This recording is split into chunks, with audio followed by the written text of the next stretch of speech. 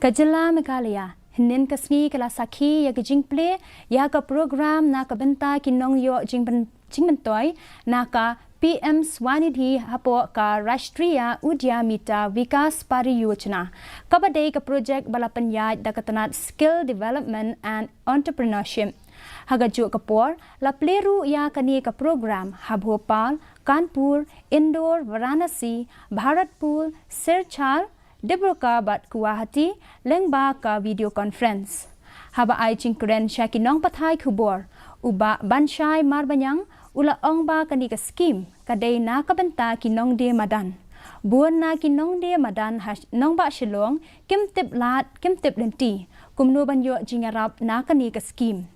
Haba kren bat uway na kinongyo Jingmyntoi, ula ong ba kani ka Skhim, kala ay jingarap shibun bat ulaya tu ba ulayo chingtip shapangani ka Skhim na ka Shillong Municipal Board.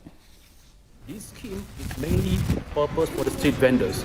As we have seen during these days, many of the street vendors here in the state of Meghalaya, especially in Shillong, that's why we are bringing the scheme from the Ministry of Skills and Development, and also from the Ministry of Housing and Urban Affairs from the Government of India. Street vendors during these days, they're having lots of problems, especially during their families. In their families, they feel a lot of issues. So this scheme has helped me a lot. So I got a third term loan, that is the amount of 50,000, and I got the information regarding this scheme from the Shillong Municipal Board. So when I was searching for ways on how to get funds to grow my business, so that's when I came across this scheme. I went to the Shillong Municipal Board and I asked them if there's any help that I can get to grow my business, any funds that are available. So they introduced me to this PM Swanidhi scheme.